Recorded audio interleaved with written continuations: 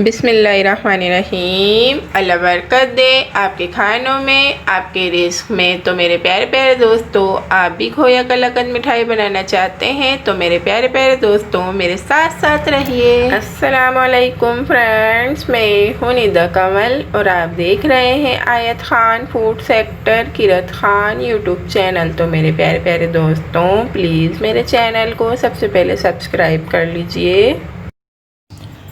बिस्मिल्लाहिर्रहमानिर्रहीम। अस्सलाम वालेकुम मेरे प्यारे प्यारे दोस्तों, आज हम बनाएंगे बहुत ही मज़ेदार खोया कलाकंद। खोया कलाकंद के इंग्रेडिएंट्स आप यहाँ पर देख लीजिए। मैंने लिया है 1 kg full fat milk, 2 pinch छोटी इलायची, 4 टीस्पून घी, 2 टीस्पून पिसा हुआ खोपरा, 8 tablespoon according to taste शक्कर ली है मैंने 8 टेबल स्पून।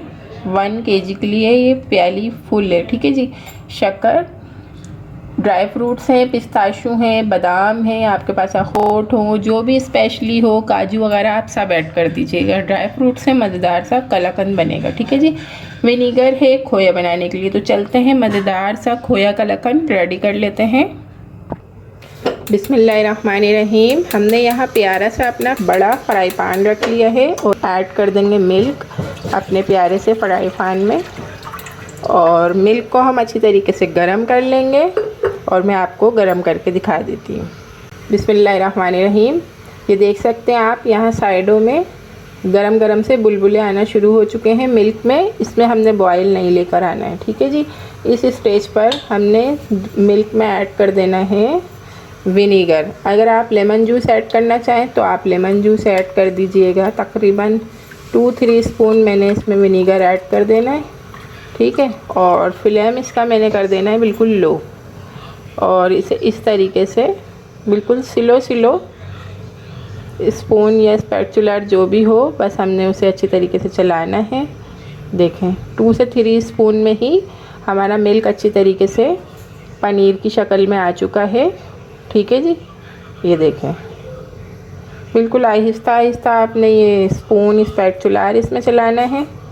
और देखें ये हमारा खोया बन जाएगा। अब ये पनीर हमारा सेपरेट हो रहा है, आप देख सकते हैं, और ये ग्रीन पानी अलग हो रहा है। अच्छा, मेरा मिल्क जो है जल्दी फट गया है।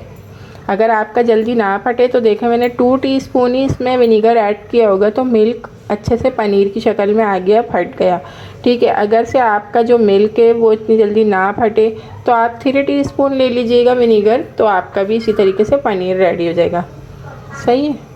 इसे हम थोड़ा सा और पकाएंगे ताकि जो पनीर है वह हमारा और सेपरेट हो जाए। 1 kg मेरा मिल्क है ये, ठीक है। आप ज़्यादा बनाए तो 2 kg लीजिएगा और इसी हिसाब से आप सेपरेट कीजिएगा पनीर को। तो जी देखें ये अच्छी तरीके से सेपरेट हो चुकी है पनीर, और जो ग्रीन वाटर है वो अलग हो चुका है, ठीक है जी। इसका फ्लेम मीडियम रखना है। और अब इसमें से हम इसका जो ग्रीन वाटर है ना वो कम करेंगे, पूरा नहीं निकालना है। मैं आपको दिखाती हूँ कि हमने कितना इसमें से ग्रीन वाटर निकालना है। ये देखें मैं ये सेपरेट कर लूँगी इसमें से वाटर। ये देखें ग्रीन वाटर, और मैं इस तरीके से सेपरेट कर रही हूँ। तो जो पनीर होगा वो हमारा वो वाटर के साथ जाएगा, तो हम इसमें वापस ऐड कर देंगे।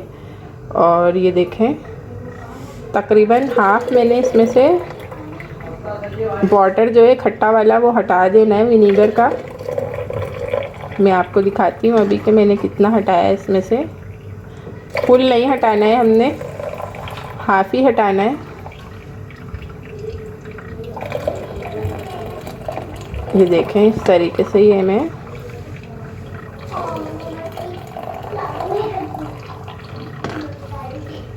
ओके जी।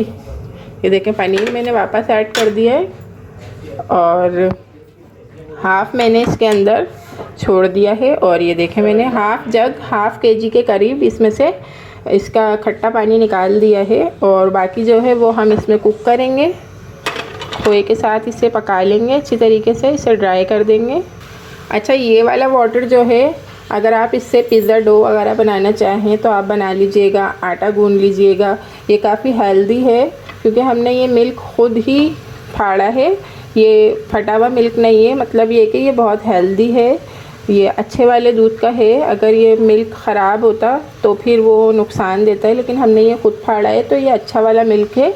आप चाहें तो इसे यूज़ कर सकते हैं पिज़्ज़ा डो, रोटी बनाने में, चावल में, किसी भी चीज़ में बहुत अच्छा सा। अगर आप इसे पुलाव में भी यूज़ करेंगे तो बहुत अच्छी सी इससे खटास आएगी और टेस्टी से बनेंगे। और इंशाल्लाह शायद मैं भी इसका पुलाव ही बना लूँ आपके साथ साथ ही। अब ये तकरीबन 15 मिनट में मेरा जो बिल्कुल खोया है कलाकंद के लिए वो बिल्कुल रेडी है, आप देख सकते हैं।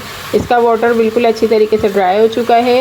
ये फुल फ्लेम पे था, अब मैंने इसका कर देना है मीडियम फ्लेम। ठीक है, लो नहीं करना, मीडियम करना है। अब मीडियम फ्लेम पर हम इसका मज़ेदार सा कलाकंद बनाएंगे। अभी तक के ये खोया रेडी हो चुका है। ठीक है जी, अब इसमें मैं ऐड कर दूँगी 2 पिंच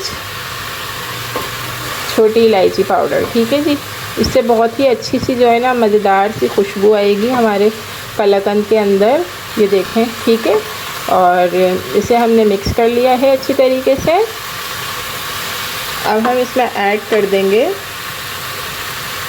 शक्कर। शक्कर आप कम या ज़्यादा थोड़ी बहुत कर सकते हैं, जितना आपने मीठा पसंद हो। देखें इसके अंदर ये शक्कर अपना जो है वाटर ड्रेन कर रही है और हमने इसके सारा वाटर जो है बिल्कुल ड्राई कर देना है। अब इसमें हम ऐड कर देंगे खोपरा, नारियल पिसा हुआ। इसमें थोड़े से हम पिस्ताशू भी ऐड कर देंगे और थोड़े से बादाम भी ऐड कर देंगे और इसे भी अच्छी तरीके से मिक्स कर लेंगे। हम इसमें ऐड कर देंगे घी। तकरीबन 5-6 मिनट हम इसे अच्छी तरीके से घी के अंदर भून लेंगे खोए को, तो ये अच्छा सा कलाकंद बनेगा। माशाल्लाह से आप देख सकते हैं कि ये 5 से 6 मिनट में अच्छी तरीके से भूनने के बाद कितनी प्यारी सी इस पर हमारे कलाकंद पर प्यारी सी गोल्डन सी शक्ल आ चुकी है और ये बिल्कुल अच्छी तरीके से कुक हो चुका है, बिल्कुल रेडी है। बहुत अच्छी सी टेस्टी सी खुशबू भी आ रही है। कलाकंद हमारा रेडी हो चुका है। फ्लेम इसका मैं ऑफ़ कर दूँगी और अब हम इसे जमाने के लिए चलते हैं। देखें ये मैंने प्यारी सी चौकोर डिश ली है। आप भी प्लास्टिक की हो तो ले लीजिएगा या जो भी, लेकिन ये जले ना, गरम गरम हमने इसमें डिश आउट करना है जमाने के लिए। और मैंने यहाँ पर बटर पेपर यूज़ किया है, तो आप भी बटर पेपर यूज़ कर लीजिएगा ताकि हमारा कलाकंद बआसानी आराम से बाहर निकल आए जमने के बाद। और इसे मैं अच्छी तरीके से इस पर ऐसे रख कर इसे ऐसे प्रेस कर दूँगी ताकि ये अच्छी तरीके से जम जाए कलाकंद। और जब आप इसमें खोपरा यूज़ करें ना तो थोड़ा घी का कम इस्तेमाल कीजिएगा, क्योंकि खोपरा भी जो है अपना घी इसके अंदर इंक्लूड करता है, नारियल जो होता है हमारा। और इस पर हम ये बादाम पिस्ताशू गार्निश कर देंगे। जितने चाहे ड्राई फ्रूट्स ऐड कीजिएगा। माशाल्लाह सुभान अल्लाह, मेरे अल्लाह की शान, उसकी रहमतें नेमतें और बरकतें। अभी गरम गरम सा हमारा कलाकंद रेडी है, खोया कलाकंद। ठीक है जी, अब ये ठंडा हो जाता है तो मैं आपको ये निकाल कर दिखाऊंगी कि ये कितनी आसानी से बटर पेपर की वजह से बाहर निकलता है। और ये देखें ठंडा भी हो चुका है। अब मैं इसे देखें ऐसे ही उठाऊंगी आराम से और अपनी प्लेट पर रख लूँगी और जिस तरीके से चाहे मैं इसे डिश आउट कर सकती हूँ। ये देखें कितना ईजी हो जाता है ना।